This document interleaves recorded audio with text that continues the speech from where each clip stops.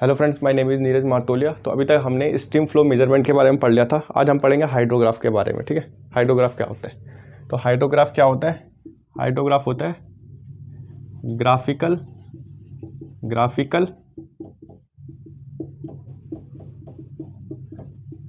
Representation. Graphical representation किसके बीच में बनेगा? Graphical representation between stream discharge and किसके बीच में? टाइम के बीच में। ठीक है, टाइम के बीच में बनेगा। ठीक है, graphical representation between stream discharge and time के बीच में। ठीक है, कैसे बनेगा? ये बनेगा कुछ इस तरीके से। वाई एक्सेस पे क्या होगा हमारा? डिस्चार्ज, वो किस में होगा? मीटर क्यूब पर सेकंड में। और एक्स एक्सेस में क्या होगा हमारा? टाइम, कितने पे होगा? किस पे होगा? घंटों में, आवर्स में। ठीक है, ये कुछ इस तरीके से बनेगा। ठीक है, ये कुछ इस तरीके से बनेगा। ठीक है, जो ये क्या बन रहा हमारे पास? ये हमारा क्या है? हाइड्रोग्राफ। ठीक है, ये क्या हमारा? हाइड्रोग्राफ। ठीक है, अब इसके बाद हाइड्रोग्राफ जानने से पहले हमको थोड़ा रन ऑफ के बारे में पढ़ना पड़ेगा। ठीक है, किसके बारे में? रन ऑफ के बारे में। ठीक है, क्या पढ़ेंगे? रन ऑफ के बारे में। Run of. ठीक है, रन ऑफ कितने टाइप के होते हैं? रन ऑफ दो टाइप के होते हैं। ठीक है, ये क्या होगा? सरफेस रन ऑफ, और ये क्या होगा? सब सरफेस रन ऑफ। ठीक है, एक क्या होगा? सरफेस रन ऑफ होगा, एक होगा सब सरफेस रन ऑफ। ठीक है, आगे फर्दर सब सरफेस कितने टाइप के होंगे? दो टाइप के होंगे। ठीक है, सब सरफेस कितने टाइप के होंगे? दो टाइप के होंगे। ठीक है, उसमें क्या होगा? एक होगा हमारे पास प्रॉम्प्ट इंटरफ्लो, और एक क्या होगा हमारे पास? Base flow. ये मैंने आपको बताया हुआ है। क्या बताया? प्रॉम्प्ट इंटरफ्लो और बेस फ्लो। ठीक है, प्रॉम्प्ट इंटरफ्लो को हम क्या बोल सकते हैं? सीपेज फ्लो भी बोलते हैं। ठीक है, और बेस फ्लो को क्या बोलते हैं हम? और दूसरे नाम से डिलेड फ्लो। ठीक है, डिलेड फ्लो और सीपेज फ्लो बोलते हैं। ठीक है, प्रॉम्प्ट इंटरफ्लो को हम सीपेज फ्लो कहते हैं और इसको क्या कहते हैं? Base flow. ठीक है, अब क्या होता है? बेस फ्लो को डिलीट फ्लो कहता है। क्या बोलना चाह रहा हूँ मैं? ठीक है, मानो ये कोई, ठीक है, ये कोई लोकेशन है। ठीक है, यहाँ पे क्या हुआ? बारिश हुई। ठीक है, बारिश हुई। ये कुछ हमारे पास, ये क्या है हमारा? Base flow. ये हमारा बेस फ्लो है। ये ग्राउंड वाटर टेबल है हमारा, ये बेस फ्लो है। ये हमारा कोई रिवर या स्ट्रीम है। ठीक है, रिवर या स्ट्रीम है। ठीक है, अब क्या होगा? यहाँ से पानी आएगा, प्रिसिपिटेशन आएगा। ठीक है, प्रिसिपिटेशन रेनफॉल की फॉर्म में, रेनफॉल की फॉर्म में। ठीक है, रेनफॉल की फॉर्म में आ गया। अब क्या हुआ? यहाँ पे पड़ेगा तो पहले क्या करेगा? सॉइल क्या करेगा? एब्जॉर्ब करेगा। ठीक है, इनफिल्ट्रेशन होगा यहाँ पे, तो सॉइल एब्जॉर्ब करेगा। सॉइल कब तक एब्जॉर्ब करेगा? अपने सैचुरेशन लेवल तक। सैचुरेशन लेवल तक क्या करेगा?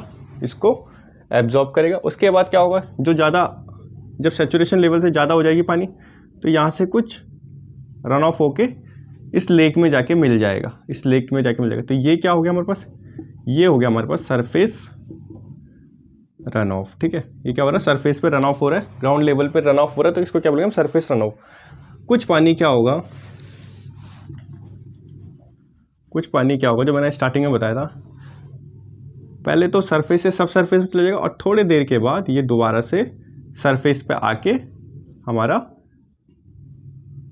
लेक में जाके मिल जाएगा। ठीक है, तो इसको क्या कहेंगे हम? इसको बोलेंगे हम प्रॉम्प्ट इंटरफ्लो। थोड़ी देर के लिए ये पानी क्या गया? सब सरफेस में गया, उसके बाद सरफेस पे जाके मिल गया लेक से। ठीक है, बेस फ्लो क्या होता है? इसमें हमेशा पानी रहता है और ये थोड़ा सा ये शॉर्ट टर्म के बाद क्या होता है, किसी लेक में जाके या किसी ओशन पे जाके मिल जाता है। अब कंडीशन देखना, मानो ठीक है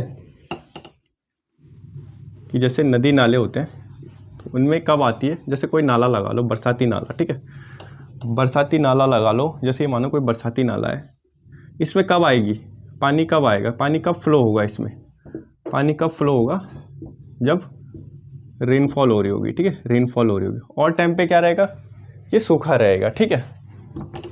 कुछ ऐसे भी होते हैं जहाँ पे 12 मंथ्स हमेशा क्या रहता है, पानी आता रहता है, ठीक है। अब क्या होगा, इसमें सबसे बड़ा कंट्रीब्यूशन किसका होगा, बेस फ्लो का होगा, ठीक है। अब कैसे, जैसे मान लो आप साउथ का एरिया ले लो या किसी भी एरिया ले लो नीचे के साउथ साइड के, वहाँ क्या होगा, जो पानी होगा जो 12 महीने चलता है, 12 मंथ बहता है जो पानी, वो क्या करेगा, उस पर कॉन्ट्रीब्यूशन कौन देगा, क्योंकि वहाँ बारिश तो ज़्यादा होगी नहीं, क्योंकि देखो वहाँ बर्फ़ भी नहीं पड़ती, वहाँ कुछ भी नहीं पड़ता, तो पानी कहाँ से आएगा, वहाँ कौन कंट्रीब्यूशन करेगा, base flow, base flow contribution देगा इस पानी में, ठीक है। क्या होगा, जैसे बारिश हुई तो बारिश से पानी यहाँ चले गया और ये सारा नीचे स्टोर हो गया, तो ये कुछ आगे जाके किस में मिल जाएगा, लेक्स में मिल जाएगा, ठीक है। ये है बेस फ्लो के बारे में, ठीक है, हमने पढ़ा, ठीक है। ये सब कुछ था हमने पढ़ा। रन ऑफ कितने टाइप के होते हैं, 2 टाइप के होते हैं, ठीक है। एक सरफेस वाला हो गया, एक सब सरफेस वाला हो गया। सब सरफेस में भी हमने 2 टाइप पढ़े, एक प्रॉम्प्ट हो गया, प्रॉम्प्ट इंटरफ्लो हो गया, और एक क्या हो गया हमारे पास, बेस फ्लो। बेस फ्लो को हम डिलेट फ्लो भी कहते हैं, डिलाइट फ्लो भी कहते हैं, डिलेट फ्लो कहते हैं, और प्रॉम्प्ट इंटरफ्लो को हम क्या भी बोल सकते हैं, सीपेज फ्लो भी बोल सकते हैं, ठीक है, सीपेज फ्लो भी बोल सकते हैं, ठीक है। अब आगे बढ़ते हैं, अब आगे बढ़ते हैं, क्या क्या चीज़ें हैं, अब आगे बढ़ते हैं थोड़ा। अब जब आगे बढ़े, ठीक है, आगे बढ़े तो हमने पढ़ना आगे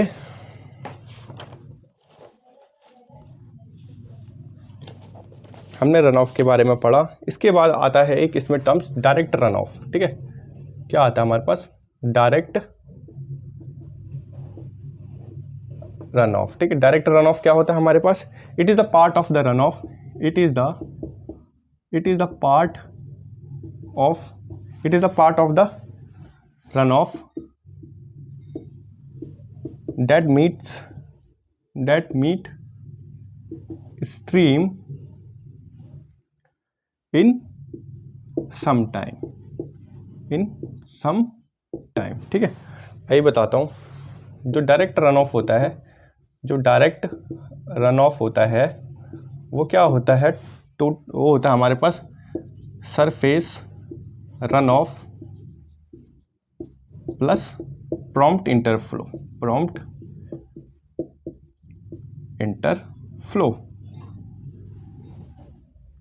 ठीक है। डायरेक्ट रन ऑफ में क्या कह रहा है, डायरेक्ट रन ऑफ क्या होता है, जो कुछ देर बाद जाके, थोड़ी देर में ही स्ट्रीम में जाके मिल जाता है। बेस फ्लो में बहुत टाइम लगता है, बेस फ्लो में जो होता है वो बहुत देर तक चलती है वो प्रोसेस, ठीक है, कई महीनों तक, कई सालों तक वो प्रोसेस चलती रहती है बेस फ्लो वाली।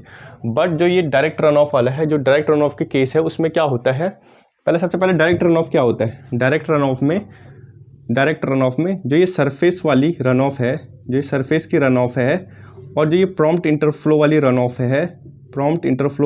ऑफ है, इसको जो प्लस करेंगे तो वो क्या आएगा हमारा, डायरेक्ट रन ऑफ। इन दोनों के जोड़ को क्या कहेंगे हम, डायरेक्ट रन ऑफ, ठीक है। ये दोनों क्या कंडीशन है, डायरेक्ट रन ऑफ की कंडीशन है, ठीक है। ये दोनों किसकी कंडीशन है, डायरेक्ट रन ऑफ की कंडीशन है, ठीक है।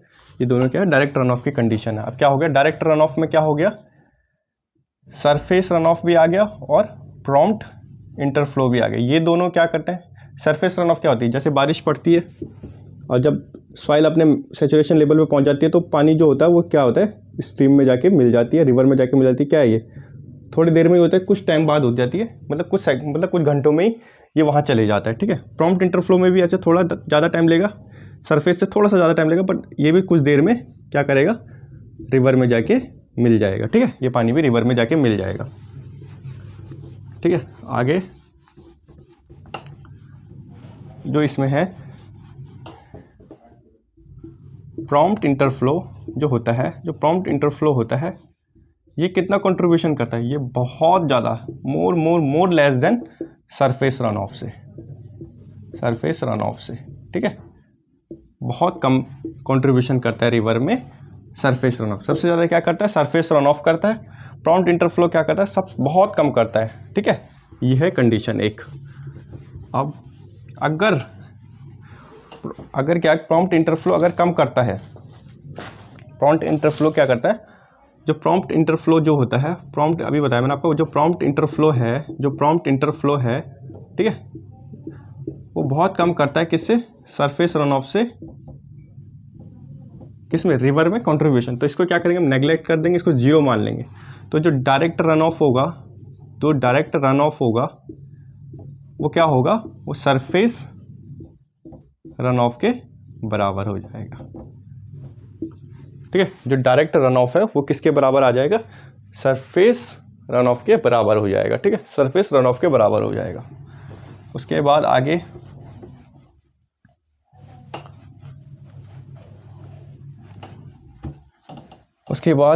आता है हमारे पास बेस फ्लो, ठीक है। इसके बाद हमारे पास आता है बेस फ्लो। बेस फ्लो में क्या लगता है? काफ़ी टाइम लगता है, ठीक है। तो बेस फ्लो क्या है? It is a part of a run off, it is a part of run off, it is a part of run of which meet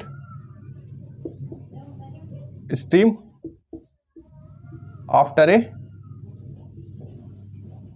time, ठीक है। क्या है बेस फ्लो में? क्या? It is a part of run off which meet stream after a time, मतलब बहुत लंबे time के बाद ये स्ट्रीम में जाके मिलता है, उसको क्या कहते हैं? बेस फ्लो कहते हैं, ठीक है। जो टोटल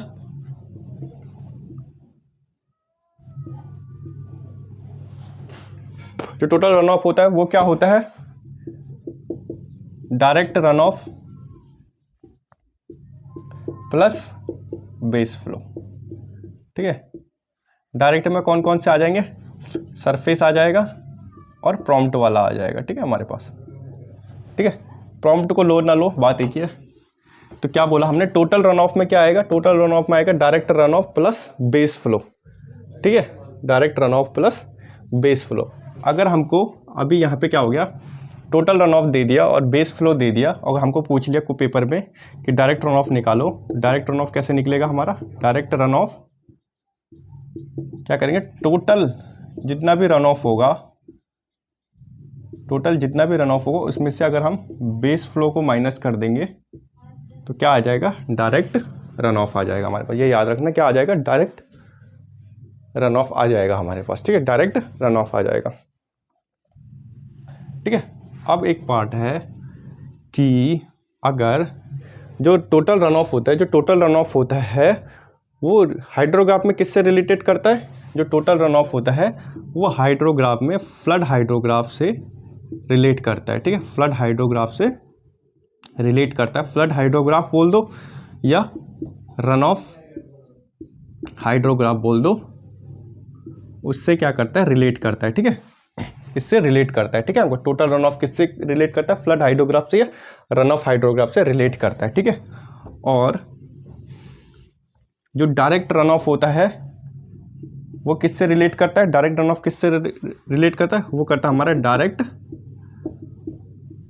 रन ऑफ हाइड्रोग्राफ से रिलेट करता है, ठीक है, हाइड्रोग्राफ से रिलेट करता है। इसी को क्या बोलते हैं? इसी को शॉर्ट में क्या कहते हैं? DRH, ठीक है, DRH को। डायरेक्ट रन ऑफ जो होता है वो हाइड्रोग्राफ में किससे रिलेट करता है? डायरेक्ट रन ऑफ हाइड्रोग्राफ से, जिसको हम शॉर्ट में DRH बोलते हैं। और टोटल रन ऑफ किससे करता है? फ्लड हाइड्रोग्राफ से, फ्लड हाइड्रोग्राफ से या रन ऑफ हाइड्रोग्राफ से, या रन ऑफ हाइड्रोग्राफ से, ठीक है, रन ऑफ हाइड्रोग्राफ से, ठीक है। इतना पता चलेगा आपको। इससे आगे है हमारे पास फ्लड हाइड्रोग्राफ। बता दें आपको फ्लड हाइड्रोग्राफ क्या होता है? जो रिलेट करता है हमारा टोटल रन ऑफ से और अब जो डायरेक्ट रन ऑफ हाइड्रोग्राफ होता है वो किससे, डायरेक्ट रन ऑफ से रिलेट करता है, ठीक है।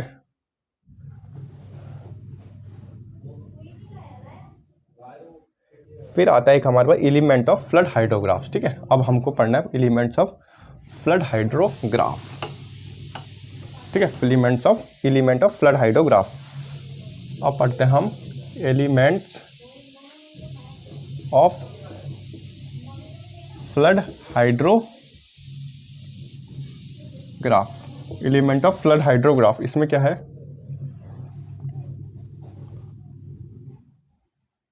ठीक है, ये एक ग्राफ बन रहा है, ये एक ग्राफ बन रहा है, ठीक है। इसमें क्या होगा, ये कुछ इस ऊपर से चलेगा फ्लड हाइड्रोग्राफ, ठीक है।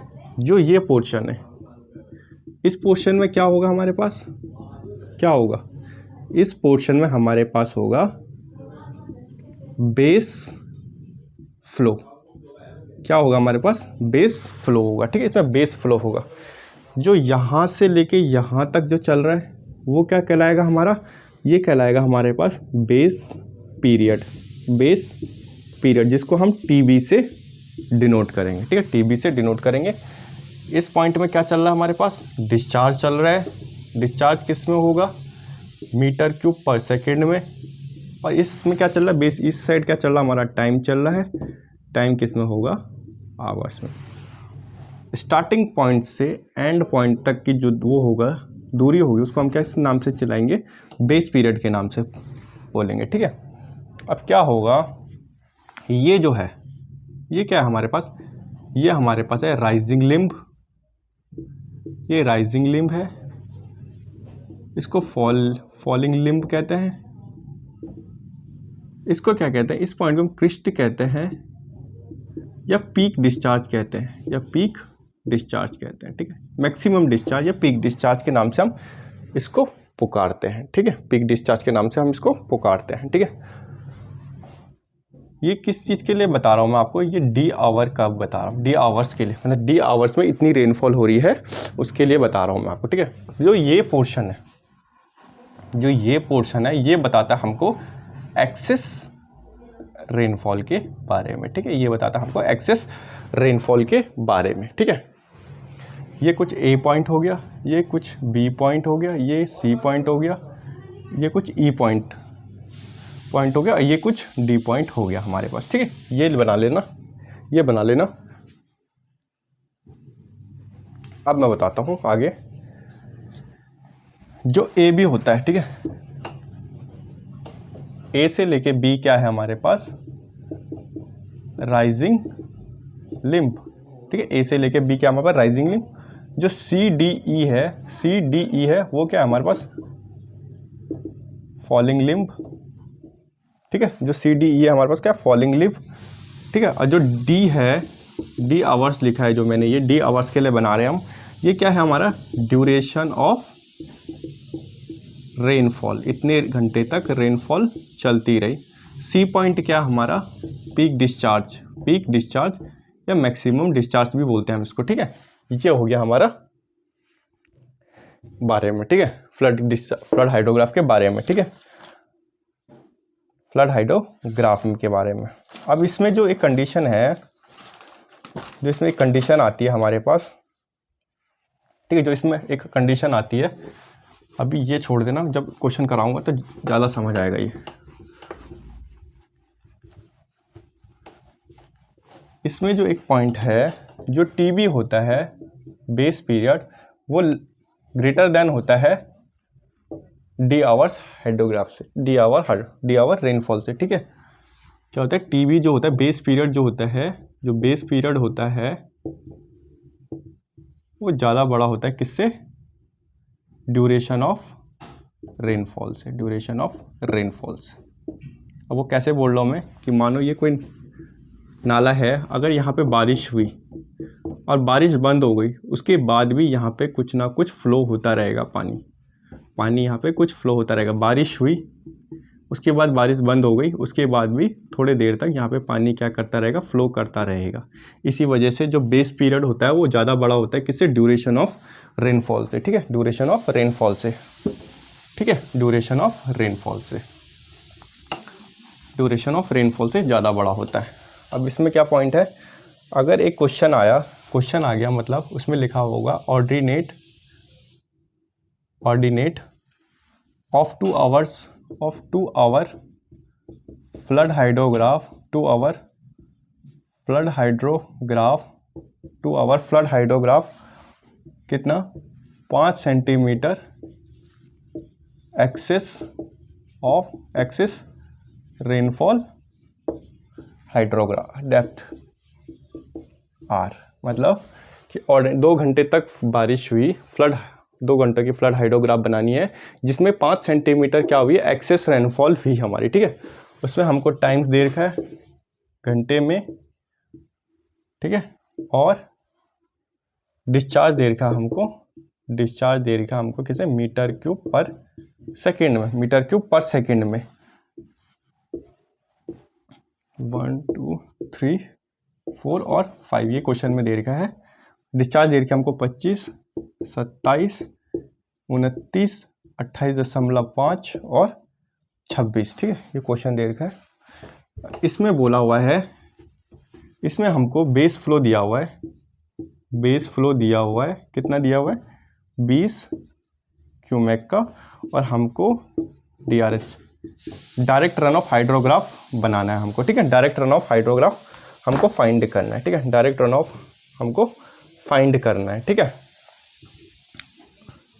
अगर हम फ्लड हाइड्रोग्राफ बनाएं, पहले हम इसका फ्लड हाइड्रोग्राफ बनाते हैं। अगर हम इसका फ्लड हाइड्रोग्राफ बनाएं, ठीक है, अगर हम इसका फ्लड हाइड्रोग्राफ बनाएं तो कैसे बनेगा, यहाँ पे 1 2 3 4 5, ये कितना है कुछ इस तरीके से मानो, यहाँ पे 20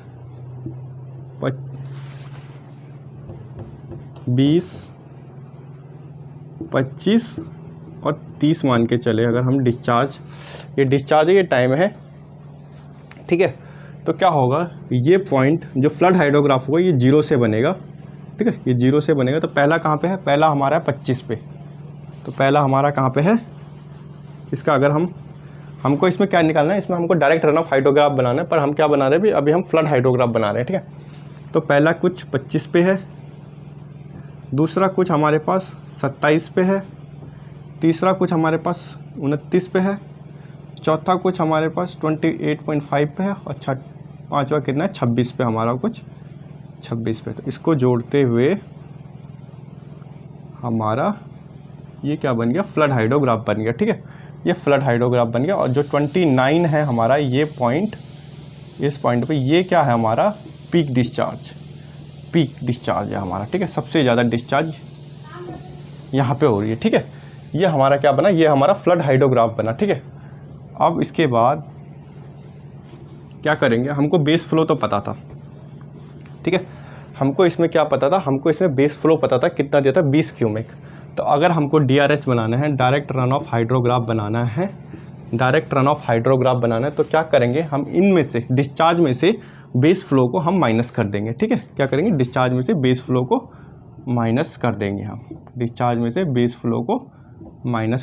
तो यहाँ पे कितना आएगा 5 7 9 8.5 और यहाँ पे आएगा 6, ठीक है, ये हो गया। अगर हमको फिर इसका डिस्चार्ज हमको DRH बनाना हो, अगर इसका DRH बनाना हो, हमको डायरेक्ट रन ऑफ हाइड्रोग्राफ बनाना हो, थोड़ा ऊपर भी लगाता हूँ, ठीक है, उसको माइनस कर लेना आप, ठीक है। जो इसका हमारे पास DRH बनेगा, 1 2 3 4 5, कितने का बनेगा, हमारे 5 से लेकर 6 तक 9 तक की वैल्यू है, तो 2 4 6 8 10 तक का बना देंगे, ठीक है। उसमें हम यहाँ पे क्या करेंगे, पुट कर देंगे। पहला कितना 5 है, दूसरा हमारे पास 7 है, तीसरा हमारे पास 9 है, चौथा हमारे पास तीसरा कुछ 9 है, चौथा हमारे पास 8.5 है, और पांचवा हमारे पास 6 है। तो इनको जोड़ते हुए हम एक हाइड्रोग्राफ बना लेंगे। ठीक है, इनको जोड़ते हुए हम एक हाइड्रोग्राफ बना लेंगे। इसका पीक कितना आएगा, इसका पीक क्या होगा, 9 होगा। ठीक है, इसका पीक कितना होगा, 9 होगा। ठीक है, और जो ये याद रखना कि जो डायरेक्ट रन ऑफ हाइड्रोग्राफ होता है वो 0 से स्टार्ट होता है। ठीक है, 0 से स्टार्ट होता है, 0 से स्टार्ट होता है। और जो हाइड्रोग्राफ होता है वो 0 से स्टार्ट नहीं होता, वो उसमें क्या होता है, नीचे क्या होता है, बेस फ्लो होता है। ठीक है, उसमें क्या होता है, नीचे बेस फ्लो होता है। ठीक है, बेस फ्लो होता है, इसलिए वो 0 से स्टार्ट नहीं होता। ठीक है, अगर हमको क्वेश्चन पेपर में पूछा जाए, पेपर में कैसे पूछता है, ये एक पेपर में पूछा गया पहले, जेई के पेपर में, अगर वो पूछा जाए तो वो कैसे पूछा जाएगा, वो पूछा जाएगा कि हमको दे दिया होगा फ्लड हाइड्रोग्राफ, कुछ ऐसे दे देगा क्वेश्चन है कि फ्लड हाइड्रोग्राफ है हमारे पास क्यूपी, क्यूपी को हम पीक डिस्चार्ज कहते हैं। ये होता है हमारे पास 25 दिया हुआ होगा और बेस फ्लो हमको दे रखा है 15। ठीक है, बेस फ्लो हमको 15 दे रखा और पीक डिस्चार्ज हमको दे रखा 25। और हमसे पूछ लिया डायरेक्ट रन ऑफ हाइड्रोग्राफ बताओ क्या होगा, क्या होगा। इस 25 में से इस 10 को, इस 5 को 15 को माइनस करेंगे तो कितना आएगा हमारे पास, 10। यही 10 क्या होगा हमारा, DRH। अगर जेई के पेपर में पूछा जाएगा तो यही पूछा जाएगा, फ्लड हाइड्रोग्राफ दे देगा हमको, क्यूपी होता है हमारे पास पीक डिस्चार्ज 25 दे दिया, बेस फ्लो हमको 15 दे दिया, और हमसे पूछ लेंगे DRH क्या है, डायरेक्ट रन ऑफ हाइड्रोग्राफ बताओ तो कितना होगा। 25 में से 15 को माइनस किएंगे तो 10 आ जाएगा। ठीक है, ये है हमारा जो जेई में आ सकता है, जेई के एग्ज़ाम में आ सकता है। ठीक है, उसके बाद कुछ पॉइंट हैं जो याद करने वाले हैं। इसको ज़्यादा समझना मत, ठीक है, इसको ज़्यादा समझने की ज़रूरत नहीं है, इसमें सिर्फ नाम याद रखने कुछ। ये है हमारे पास factor affecting flood hydrograph. Flood hydrograph कौन कौन से फैक्टर अफेक्टिंग करते हैं फ्लड हाइड्रोग्राफ को। ठीक है, 2 तरीके के करते हैं, एक होता है हमारा साइकोग्राफिक फैक्टर, एक साइकोग्राफिक फैक्टर करती है, और दूसरा हमारा करता है क्लाइमेट फैक्टर। ठीक है, एक हमारा साइकोग्राफिक फैक्टर करता है, एक हमारा क्लाइमेटिक फैक्टर करता है। साइकोग्राफिक फैक्टर में पहला है हमारा बेसिन कैरेक्टरिस्टिक्स। ठीक है, बेसिन कैरेक्टरिस्टिक्स, उसमें सबसे पहले क्या था, किस शेप का है, किस साइज का है, ये सब हमारे फैक्टर अफेक्ट करते हैं हाइड्रोग्राफ को, फ्लड हाइड्रोग्राफ को। इससे क्या होगा, अगर ये जो चीज़ें हैं अगर ये इफेक्ट करेंगे तो जो कर्व बन रहा है वो कर्व का शेप चेंज हो जाएगा। ठीक है, शेप हो गया, साइज हो गया, स्लोप हो गया,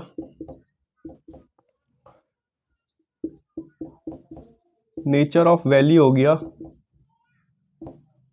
और एलिवेशंस हो गया, और ड्रेनेज डेंसिटी हो गया। ठीक है, ये सब क्या करेगा, हमारे फैक्टर्स को अफेक्ट करेगा फ्लड हाइड्रोग्राफ के। ठीक है, फ्लड हाइड्रोग्राफ के फैक्टर को इफेक्ट करेगा। ठीक है, कौन से कंडीशन में, साइकोग्राफिक फैक्टर। ठीक है, उसके बाद इसी के अंदर ये एक पॉइंट, अभी इसको हटा देता हूँ। साइकोग्राफिक के अंदर ही जो दूसरा होता है, एक तो बेसिन कैरेक्टरिस्टिक, दूसरा हो गया हमारे पास इनफिल्ट्रेशन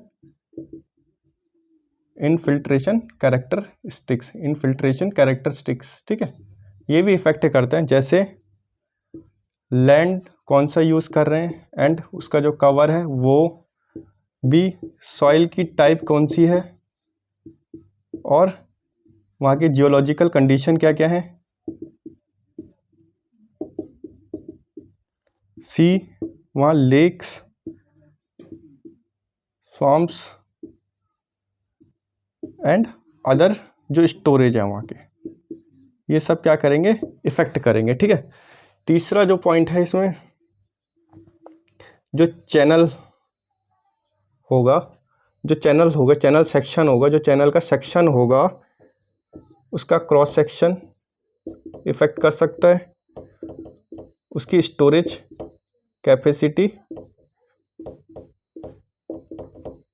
ये सब कुछ क्या कर सकता है, साइकोग्राफिक फैक्टर में आते हैं, ये सब कुछ क्या कर सकते हैं, इफेक्ट कर सकते हैं किसको, फ्लड हाइड्रोग्राफ को। ठीक है, फ्लड हाइड्रोग्राफ को इफेक्ट, अगर ये इफेक्ट करेंगे तो क्या होगा, जो डायग्राम होगा, जो उसका कर्व बनेगा वो खराब बन जाएगा, दूसरे शेप का बन जाएगा। ठीक है, ये तो हो गया साइकोग्राफिक फैक्टर। दूसरा आता है हमारे पास क्लाइमेटिक फैक्टर। ठीक है, दूसरा क्या हमारे पास, दूसरा क्या हमारे पास, क्लाइमेटिक फैक्टर। उसमें क्या होता है, पहला हो गया स्ट्रॉम प्रिसिपिटेशन, स्ट्रॉम का कैरेक्टरिस्टिक्स, कैरेक्टरिस्टिक्स। ठीक है, कैरेक्टरिस्टिक क्या होगा, प्रिसिपिटेशन, प्रिसिपिटेशन हो गया, इंटेंसिटी होगी, ड्यूरेशन हो गया, प्रिसिपिटेशन की इंटेंसिटी, ड्यूरेशन, उसकी क्या मैग्नीट्यूड क्या है, और movement, movement of storm, storm की मूवमेंट कैसी है। ठीक है, दूसरा क्या, दूसरा इसमें क्लाइमेटिक फैक्टर में दूसरा क्या करेगा, जो इनिशियल लॉसेस होंगे, इनिशियल लॉस कौन से, इवापोरेशन, ट्रांसपिरेशन, इंटरसेप्शन, जो भी है ये सब कुछ। फिर एक आता है इवेपो ट्रांसपिरेशन, इवेपो ट्रांसपिरेशन, ये सब क्या करेंगे क्लाइमेटिक कंडीशन में हमारे फ्लड हाइड्रोग्राफ को इफेक्ट करेंगे। ठीक है, इसमें हो गया ये सब कुछ। ठीक है, अब मैं बताता हूँ, जो मैंने आपको बताया था, ये हमारा क्या था, राइजिंग लिम्ब था, राइजिंग लिम्ब था। ये क्या था, हमारा फॉलिंग लिम्ब था। ठीक है, ये हमारा फॉलिंग लिम्ब था, ये हमारा पीक था। ठीक है, ये हमारा पीक था। जो राइजिंग लिम्ब होता है, जो राइजिंग लिम्ब, अगर हम डायग्राम बनाए फ्लड हाइड्रोग्राफ का, जो उसका राइजिंग लिम्ब है वो किसके वजह से इफेक्ट पड़ेगा, वो पड़ेगा हमारा क्लाइमेटिक कंडीशंस पे, क्लाइमेटिक कंडीशन के वजह से इस वाले कर्व पे इफेक्ट पड़ेगा। और फॉलिंग लिम्ब पे किस से पड़ेगा, जो फॉलिंग लिम्ब बन रहा है, ये फॉलिंग का जो कर्व बन रहा है, इस पे इफेक्ट किसके कारण बनेगा, इसमें हमारा साइकोग्राफिक फैक्टर के वजह से हमारा क्या पड़ेगा, इफेक्ट पड़े। पेपर में आ गया कि राइजिंग लिम्ब में किसकी वजह से इफेक्ट पड़ता है, क्लाइमेटिक कंडीशन के वजह से पड़ता है। ठीक है, फॉलिंग लिम्ब में किसकी वजह से पड़ता है, साइकोग्राफिक फैक्टर के वजह से हमारा इफेक्ट पड़ता है। ठीक है, उसके बाद कुछ चीज़ें हैं जो याद करनी है, उसके बाद कुछ चीज़ें हैं जो याद करनी है, ये कुछ पॉइंट है, ये कुछ है, ये हमारे पास है factors affecting shape of hydrograph. अभी हम हाइड्रोग्राफ की शेप की बात कर रहे हैं। ठीक है, पहले हम किसकी बात कर रहे थे, फ्लड हाइड्रोग्राफ की, अब हम सिर्फ हाइड्रोग्राफ की बात कर रहे हैं। ठीक है, शेप ऑफ हाइड्रोग्राफ। ठीक है, इसमें क्या होता है, बेस फ्लो आता है। ठीक है, क्या होगा, सबसे पहला है area of catchment, area of catchment, जिस कैचमेंट पता है ना, कैचमेंट आपको पता होगा, मैंने पहले बार में बताया था कैचमेंट क्या होता है, जैसे मतलब कुछ इस तरीके से अगर कुछ होगा तो ये पोर्शन क्या बनेगा, कैचमेंट का एरिया बन जाएगा। ठीक है, area of catchment, area of catchment बनेगा। ठीक है, यह एरिया ऑफ कैचमेंट के वजह से भी हमारा क्या होता है, शेप ऑफ हाइड्रोग्राफ क्या होता है, चेंज हो सकता है। ठीक है, इसमें क्या होता है, जो क्यूपी होता है, पीक डिस्चार्ज होता है, वो डायरेक्टली प्रोपोर्शनल होता है ए की पावर एन पे। ठीक है, इस एन की वैल्यू होती है 0.5, ये याद रखना। क्यूपी जो होता है, पीक डिस्चार्ज जो होता है, वो किसके डायरेक्टली प्रोपोर्शनल होता है, ए की पावर एन, एन की पावर एन कितनी होती है, 0.5 होती है हमारे पास। ठीक है, ये हो गया एक। फिर आता है हमारे पास एक शेप ऑफ कैचमेंट के वजह से भी हो सकता है। ठीक है, शेप ऑफ कैचमेंट के वजह से भी हो सकता है, हमारा क्या है, शेप ऑफ कैचमेंट के वजह से भी हो सकता है, शेप ऑफ कैचमेंट के वजह से भी हो सकता है। आप बताओ कैसे, मैं बताता हूँ शेप ऑफ कैचमेंट की वजह से कैसे हो सकता है। कि मानो कितने तरह के शेप हो सकते हैं, एक सर्कुलर होता है, एक फनल होता है, फन टाइप का होता है, एक फन टाइप मतलब पत्ते के टाइप का होता है। हमने देखा होगा जो भी हमारे हाइड्रोग्राफ की बुक होती है उसमें क्या दिखाते हैं, फन टाइप का दिखाते हैं। ठीक है, फन टाइप का दिखाते हैं। ठीक है, पत्ते के टाइप का कैचमेंट एरिया दिखाते हैं हमारे पास। ठीक है, सबसे पहले हम बात करें, अगर सर्कुलर की बात करें, कुछ सर्कुलर है, ये कुछ सर्कुलर है। ठीक है, ये कुछ सर्कुलर है। ठीक है, इसमें क्या है, ये कोई मेन स्ट्रीम है। ठीक है, ये कोई मेन रिवर है, ये क्या हमारा मेन रिवर है, ठीक है। ये क्या हमारा मेन रिवर है, ये यहाँ पे इसका आउटलेट है, इस कैचमेंट एरिया का ये यहाँ पे आउटलेट है। पानी यहाँ से बाहर जा रहा है, यहाँ से अंदर आ रहा है, ये मेन पॉइंट है। इसकी कुछ ट्रिब्यूटरीज भी होंगी ना कुछ ना, यहाँ से कुछ ट्रिब्यूटरीज हो रही है, ठीक है। ये ट्रिब्यूटरीज है इसकी, ठीक है। यहाँ से पानी मेन स्ट्रीम में मिल रहा है। यहाँ पे बारिश होगी तो पानी इनके रास्ते क्या करेगा, मेन स्ट्रीम में, मेन रिवर में आके मिक्स हो जाएगा, ठीक है। मेन रिवर में मिक्स हो जाएगा। जब हम सर्कुलर का हाइड्रोग्राफ बनाएंगे, इसमें क्या है, एरिया बराबर है, एरिया क्या है, बराबर है, शेप बराबर है, एरिया बराबर है इनका, ठीक है। इसमें जो हाइड्रोग्राफ बनेगा वो कुछ इस तरीके से बनेगा, ठीक है। कुछ इस तरीके से बोले तो यहाँ से नहीं बनेगा, कुछ इस तरीके से बनेगा हाइड्रोग्राफ, ठीक है। कुछ इस तरीके से हाइड्रोग्राफ बनेगा, ठीक है। ये हमारा क्यूपी हो गया, ठीक है। कुछ इस तरीके से बनेगा। ये हमारा टीबी हो गया, बेस पीरियड हो गया हमारा, टीबी हो गया। और यहाँ से लेके इस आधे तक को हम बोलते हैं टीपी के। जो इसमें याद रखना है हमने सर्कुलर में, इसमें क्या याद रखना है, जो टीपी के होता है वो क्या होता है, वो टीबी के आधा होता है, ठीक है, ठीक है। जो टीपी के होता है वो 2 टाइम्स ऑफ टीबी होता है, मतलब टीपी के इक्वल्स टू टीबी बाई 2, मतलब टीबी का आधा, बेस पीरियड का आधा क्या होगा हमारे पास, टीपी के होगा, ठीक है। ये याद रखना, टीपी के, ठीक है। ये हो गया हमारा सर्कुलर का। अब फन टाइप में देखो, फन टाइप में भी 2 टाइप के होते हैं, फन में भी 2 टाइप के होते हैं। आप दो को पहला बता देता हूँ। एक का शेप कुछ ऐसा होगा, ये कोई पत्ते का शेप है। जो दूसरा बनेगा हमारे पास, वो कुछ इस प्रकार से बनेगा,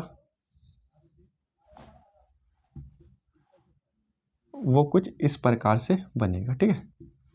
अब क्या होगा, यहाँ से मेन रिवर गया, ये मेन रिवर है हमारे पास, ठीक है। ये इसकी ट्रिब्यूटरीज है, ये इसका आउटलेट है, ठीक है। इसमें क्या हो रहा है, जो मैक्सिमम अमाउंट ऑफ वाटर है वो कहाँ है, पीछे है, ठीक है। मैक्सिमम अमाउंट ऑफ वाटर कहाँ है, इसके पीछे है, ठीक है। यहाँ पे, ठीक है, मैक्सिमम अमाउंट ऑफ वाटर कहाँ है, पीछे है, ठीक है। यहाँ पे इसको थोड़ा सा ऐसे बनाओ, ठीक है। ये कोई मेन रिवर है, इसका मैक्सिमम अमाउंट ऑफ वाटर कहाँ है, इसके पीछे है, ठीक है, इसके पीछे है। तो जो इसका हाइड्रोग्राफ बनेगा वो कुछ इस तरीके से बनेगा, ठीक है। कुछ इस तरीके से बनेगा, ठीक है। कुछ इस तरीके से बनेगा, ये याद करने वाली चीज़ नहीं है, वो कुछ इस तरीके से बनेगा, ठीक है। टीबी, ये क्या बताया था मैंने आपको, टीपी के। इसमें जो याद रखना है, जो टीपी के होता है वो बड़ा होता है टीबी बाई 2 से। उसमें क्या था, इक्वल टू होता है, सर्कुलर में इक्वल टू होता है। इसमें क्या होता है, टीपी के जो होता है बड़ा होता है टीबी बाई 2 से, ठीक है। इसमें क्या है, ये आउटलेट फैक्टर है, ठीक है। इसमें क्या, पीछे क्या है, पीछे साइड क्या है, कम अमाउंट ऑफ वाटर है। इसमें क्या, पीछे कम अमाउंट ऑफ वाटर है। तो जो इसका यूनिट हाइड्रोग्राफ बनेगा वो कुछ इस तरीके से बनेगा, कुछ जल्दी से बन जाएगा, कुछ ये याद नहीं करना, सिर्फ ये बता रहा हूँ आपको, ये कुछ इस तरीके से जल्दी से बन जाएगा। इस कंडीशन में क्या होगा, जो टीपी के होगा वो लेस देन होगा टीबी बाई 2 से, ठीक है। टीबी बाई 2 से हमने फन टाइप में पहले वाले उसमें देखा कि जो टीपी के होता है वो ग्रेटर देन टीबी बाई 2 होता है, और जो हमने दूसरे कंडीशन देखा उसमें टीपी के लेस देन टीबी बाई 2 होता है। और इस सर्कुलर में क्या होता है, टीपी के is equal to TB by 2 होता है, ठीक है। ये हमने पढ़ लिया, ठीक है। फिर इसके अंदर शेप में आ गया, हमने साइज एरिया में पढ़ लिया, शेप में पढ़ लिया। इसके बाद आता है हमारे पास जो याद करने वाली चीज़ है, इसमें ज़्यादा ये इन चीज़ों के बारे में याद नहीं रखना। एक क्लाइमेटिक फैक्टर भी होता है, इसमें आगे आता है हमारे इसी में क्लाइमेटिक फैक्टर, ठीक है। इसमें क्लाइमेटिक फैक्टर में क्या क्या आएगा कि रेनफॉल की इंटेंसिटी क्या है, ठीक है, रेनफॉल की इंटेंसिटी, ड्यूरेशन रेनफॉल की, और डायरेक्शन के बारे में, ठीक है, ये सब कुछ हो गया, ठीक है। अब जो सिर्फ इसमें सिर्फ हमको नाम याद रखने हैं और कुछ नहीं याद रखना है इसमें, ठीक है। इसमें हमको सिर्फ नाम याद रखना है, जो मैं आपको अभी लिखाऊंगा, ठीक है, जो हमको अब लिखाऊंगा मैं आपको। सिर्फ एक याद रखना, ये हटा, जो अब याद रखना है इनमें, क्योंकि अगर इसको पढ़ोगे तो भाई ये 2-3 लेक्चर में होगा, और ये वैसे भी गेट और ईएससी के टॉपिक्स है, ठीक है।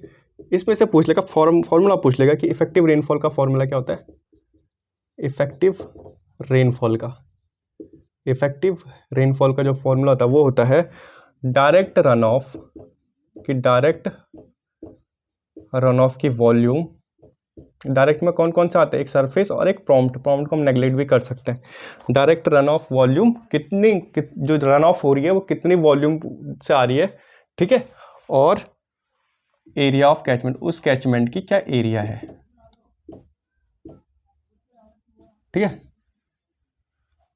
इफेक्टिव रेनफॉल क्या है, effective rainfall is the ratio of direct run of volume and area of catchment का रेशियो क्या कहलाता है, हमारा इफेक्टिव रेनफॉल कहलाता है। इफेक्टिव रेनफॉल क्या होता है, direct run of volume upon area of catchment, ठीक है, ये याद रखने वाली बात है। दूसरा आता है हमारे पास रेनफॉल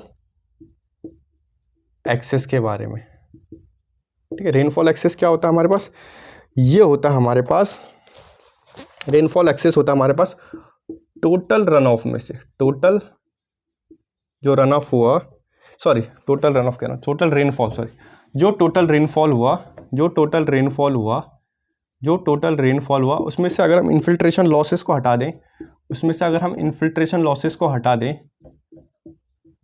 हटा दें, तो क्या बन जाएगा हमारे पास, रेनफॉल एक्सेस मिल जाएगा हमको, ठीक है। क्या होगा, रेनफॉल एक्सेस क्या कह रहा है, ये total run of rainfall, total rainfall में से अगर हमने इन्फिल्ट्रेशन लॉसेस को हटा दिया, ठीक है, टोटल रेनफॉल में से अगर हमने इन्फिल्ट्रेशन लॉसेस को हटा दिया तो हमारे पास क्या आ जाएगा, रेनफॉल एक्सेस आ जाएगा, ठीक है। अगर हमको इसी में पूछ लिया रन ऑफ डेप्थ बताओ, तो रन ऑफ डेप्थ कैसे निकालेंगे हम, वो निकालेंगे हम टोटल रन ऑफ, कितना टोटल रन ऑफ हुआ उसमें से माइनस करेंगे हम बेस फ्लो को अपॉन कैचमेंट एरिया, अब कैसा होगा हमसे देखो, ठीक है। अभी अगर हमसे पेपर में बोल दिया, जैसे मानो ऊपर का लिख लिया होगा आपने, रेनफॉल एक्सेस क्या होता है, याद रखना, टोटल रेनफॉल में से इन्फिल्ट्रेशन जो लॉस होगा वो हमारा रेनफॉल एक्सेस कहलाएगा। इफेक्टिव रेनफॉल क्या होगा, ratio of direct run of volume and area of catchment का, वो इफेक्टिव रेनफॉल कहलाएगा, ठीक है हमारा। अब हमारे पास जैसे पेपर में पूछ सकता है, मानो पेपर में हमको दे दिया टोटल रन ऑफ हमारे पास है 20, ठीक है, बेस फ्लो है हमारे पास 8 और कैचमेंट एरिया हमारे पास है, कैचमेंट एरिया कितना है हमारे पास 2 है, ठीक है, 2 का कैचमेंट एरिया है, 8 का बेस फ्लो है, टोटल रन ऑफ कितना है 20 का हो रहा है। तो रन ऑफ डेप्थ बताओ हमको क्या बताओ, रन ऑफ डेप्थ बताओ। तो हम क्या करेंगे, टोटल रन ऑफ कितना है 20 माइनस 8/2, कितना होगा 20 में से 8 गया 12/2, टोटल रन ऑफ डेप्थ कितना होगा हमारे पास, रन ऑफ डेप्थ कितना आएगा हमारे पास 6 का आएगा, ठीक है, ये याद रखना, ऐसे निकलते बना सकते हैं क्वेश्चन, ये फॉर्मूले तीनों याद रखना। इसके बाद आता है इसमें क्वेश्चन कुछ नहीं करना इसके ज़्यादा, सिर्फ याद करने वाली चीज़ है।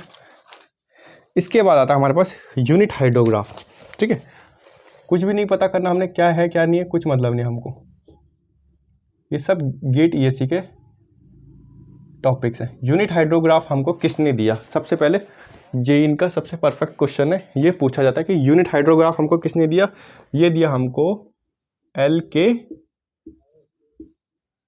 सरमन ने, ठीक है, ये किसने दिया हमको, LK सरमन ने, ठीक है,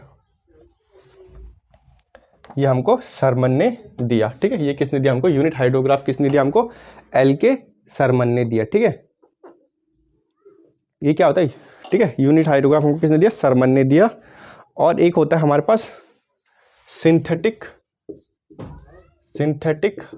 हाइड्रोग्राफ, सिंथेटिक हाइड्रोग्राफ हमको किसने दिया? ये हमको दिया सिंडर्स ने।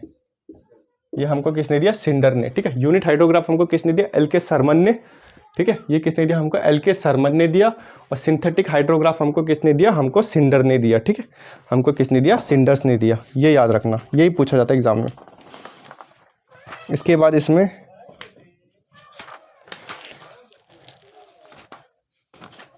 इसमें कुछ भी नहीं है जो हमारे सिलेबस में हो। ठीक है, बाकी कुछ भी नहीं है। लिमिटेशंस पूछेंगे नहीं, डिस्ट्रीब्यूशन ग्राफ नहीं पूछेंगे, ये सब। सिंथेटिक यूनिट हाइड्रोग्राफ मैंने बता दिया आपको किसने दिया? सिंडर्स ने दिया। इसको सिंडर्स मेथड्स भी कहते हैं। ठीक है,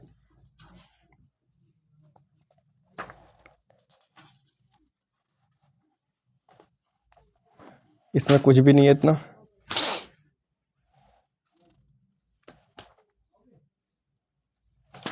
बाकी कुछ नहीं है। बाकी ये चैप्टर खत्म हो गया हमारे पास, यूनिट हाइड्रोग्राफ का चैप्टर खत्म हो गया। ये याद रखना कि यूनिट हाइड्रोग्राफ एल.के. शर्मन ने दिया और सिंथेटिक हाइड्रोग्राफ किसने दिया? सिंडर्स ने दिया। एस से एस यूनिट हाइड्रोग्राफ याद रख लेना बस, एल.के. शर्मन ने, और एस सिंडर, सिंथेटिक वाला सिंडर ने दिया। ठीक है, तो बाकी फ्रेंड यूनिट हाइड्रोग्राफ खत्म हो गया। अगला हमारे पास फ्लड एंड फ्लड राउटिंग। ठीक है, वो लास्ट चैप्टर होगा हमारे पास। उसके बाद एक थोड़ा सा कुछ बचा हुआ है हमारे, जिसमें एक्यूटार्ड एक्यूक्लूड के बारे में बताना है, तो वो कल के चैप्टर में खत्म हो जाएगा। इसके बाद हमारा हाइड्रोलॉजी खत्म हो जाएगा। उसके बाद हम FM के स्टार्टिंग करेंगे। ठीक है, थैंक यू फ्रेंड।